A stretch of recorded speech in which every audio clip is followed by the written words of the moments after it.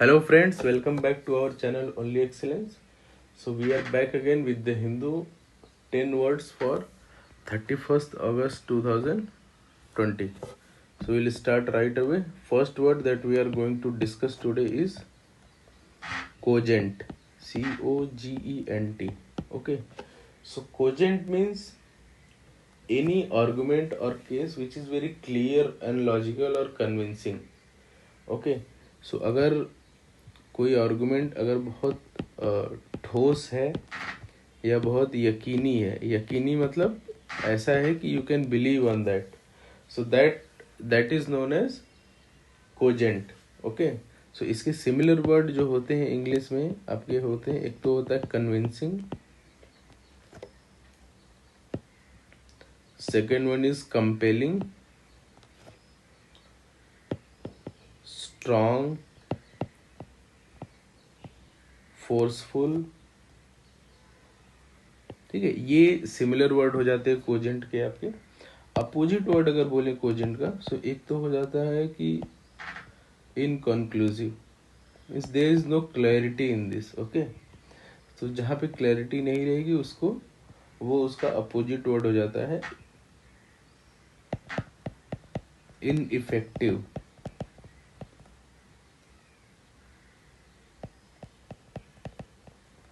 Inconclusive, ineffective, अनकम्पेलिंग. ठीक है, ये जो सारे वर्ड हैं ये इसके अपोजिट वर्ड हो जाते हैं कोजेंट के. So cogent means any argument which is very logical, convincing and clear.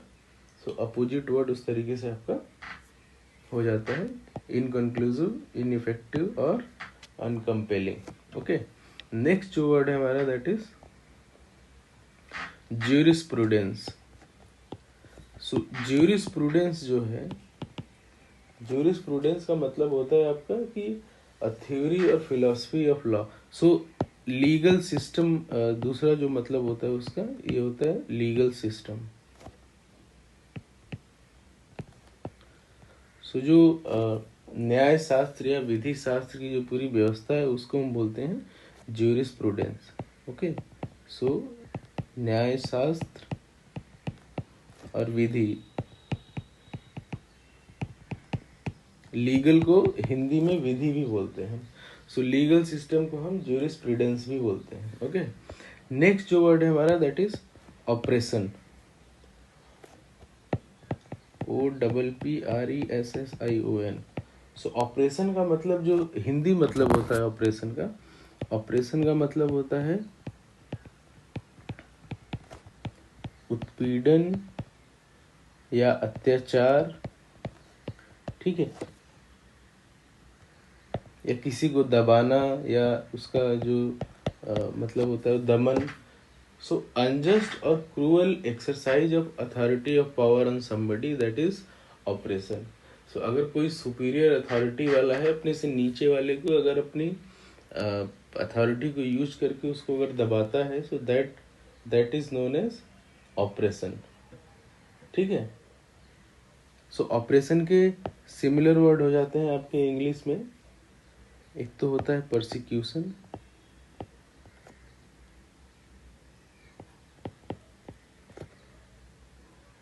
दूसरा होता है एब्यूज, थर्ड वन इज मैलट्रीटमेंट,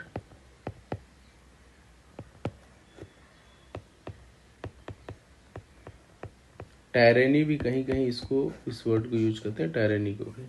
ठीक है. अपोजिट वर्ड अगर ऑपरेशन का बोले तो अपोजिट वर्ड एक तो हो जाता है फ्रीडम और दूसरा कुछ सेंस में डेमोक्रेसी वर्ड को भी यूज करते हैं हम ऑपरेशन के टर्म में. ओके. ऑपरेशन के अपोजिट में. ओके. नेक्स्ट जो वर्ड है हमारा that is stagnant.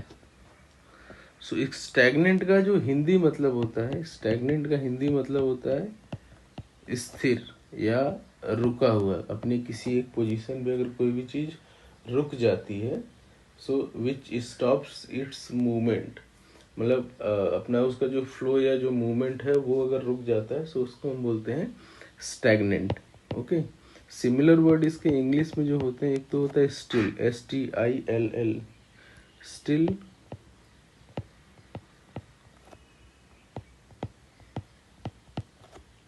Motionless, immobile, inert, lifeless, ये सारे इसके सिमिलर वर्ड हो जाते हैं स्टैग्नेंट के इंग्लिश में। अपोजिट वर्ड अगर बोले स्टैग्नेंट का, सो अपोजिट वर्ड एक तो हो जाएगा आपका फ्लोइंग, रनिंग और फ्रेश, ये अपोजिट वर्ड हो जाते हैं आपके स्टैग्नेंट के इंग्लिश में। ओके। नेक्स्ट जो वर्ड है हमारा दैट इज होमिली। अब यहाँ पे होमिलीज लिखा हुआ है, एक्चुअली इसका जो वर्ड है दैट इज होमिली, HOMILY। सो होमिली का मतलब होता है एक जो प्रवचन जो होता है, स्पेशली यहाँ जो है जैसे जो एक प्रोलॉन्ग्ड मोरल प्रवचन जो होता है उसको हम बोलते हैं होमिली। ठीक है। So a tedious moralising lecture is known as homily. ठीक है। सो इसके सिमिलर वर्ड जो होते हैं इंग्लिश में, सिमिलर वर्ड हो जाते हैं होमिली के। एक तो हो जाता है सरमन, SERMON।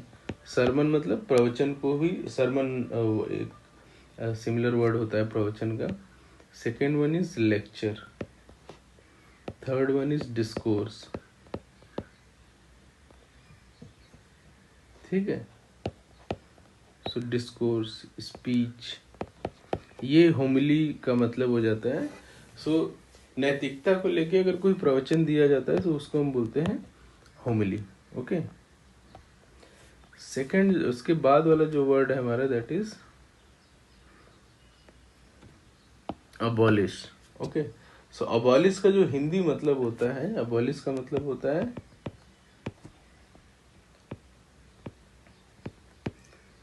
समाप्त करना। ठीक है, या रद्द कर देना। सो कोई भी सिस्टम, प्रैक्टिस या कोई भी इंस्टीट्यूशन अगर चल रहा है, उसको अगर आप बंद कर देते हैं या उसको कैंसिल कर देते हैं, तो that process is known as abolish. वो that action is known as abolish. Abolish जो है वर्ड होता है, वर्ब होता है। So that action is known as abolish. Similar word इसके क्या हो जाएंगे अबॉलिश के? एक तो हो जाएगा स्क्रैप, SCRAP,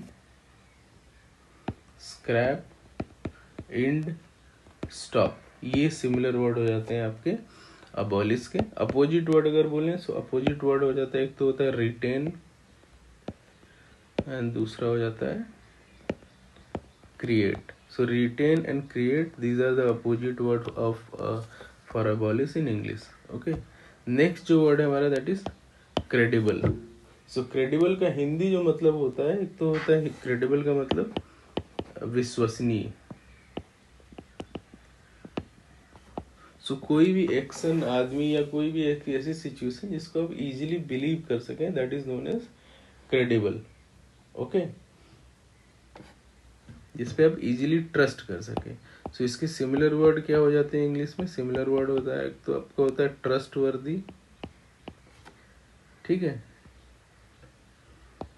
उसके बाद है रिलायबल, ट्रस्ट वर्दी, रिलायबल, डिपेंडेबल,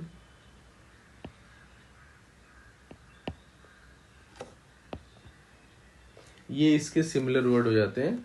अपोजिट वर्ड अगर इसका बोलेंगे क्रेडिबल का, क्रेडिबल के अपोजिट वर्ड हो जाते हैं, एक तो अनट्रस्टवर्दी,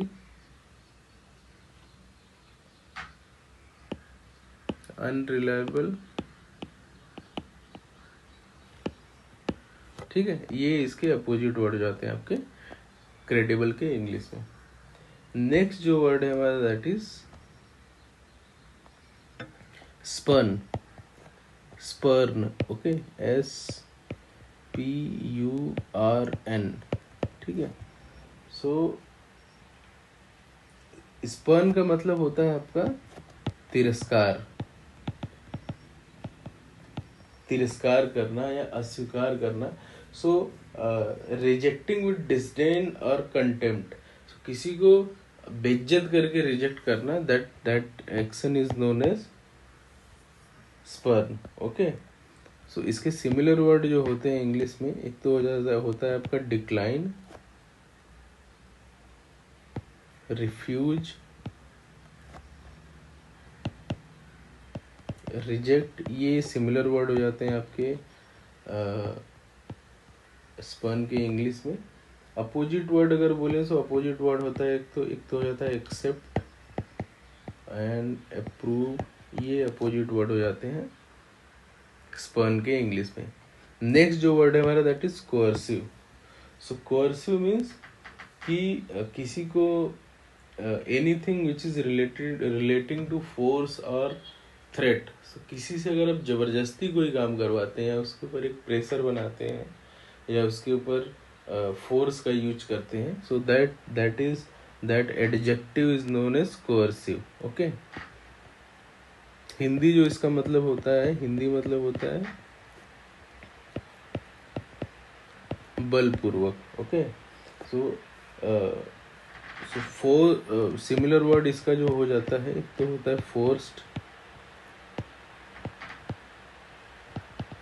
दूसरा होता है bullying and third one is intimidating. ये इसके सिमिलर वर्ड हो जाते हैं इंग्लिश में कोअर्सिव के. ओके, हमारा जो नेक्स्ट वर्ड है that is next and last word जो है वो है that is framework. Okay, so framework का जो हिंदी मतलब होता है, फ्रेमवर्क का हिंदी मतलब होता है ढांचा या तंत्र. ओके, ये हिंदी मतलब हो जाता है इसका. सो ढांचा या तंत्र मतलब होता है कि किसी भी काम का या किसी भी स्ट्रक्चर का जो एक बेसिक फ्रेमवर्क होता है, जो बेसिक उसकी आउटलाइन होती है कि ये एक कंप्लीट जो आइडिया होता है कि this will flow like this, ये इस तरीके से मूव करेगा. सो उस एक जो कॉन्सेप्चुअल स्ट्रक्चर होता है, सो उसको हम बोलते हैं फ्रेमवर्क. ओके, सो इसका जो सिमिलर वर्ड हो जाता है इंग्लिश में, एक तो होता है फ्रेम, दूसरा होता है स्ट्रक्चर,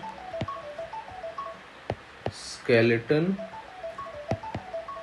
चेसी. ये इसके सिमिलर वर्ड हो जाते हैं आपके फ्रेमवर्क के इंग्लिश में. ठीक है, सो अब basic conceptual structure of the idea that is known as framework. एक तो आइडिया वाले सेंस में ये होता है. दूसरा, अगर कोई बिल्डिंग वगैरह बनाते हैं तो उसका जो सपोर्टिंग स्ट्रक्चर होता है उसको भी हम बोलते हैं फ्रेमवर्क. ओके, सो ये रहे हमारे आज के 10 वर्ड्स. आप वीडियो को लाइक कीजिए, हमारे चैनल पे सब्सक्राइब कीजिए. Thank you so much for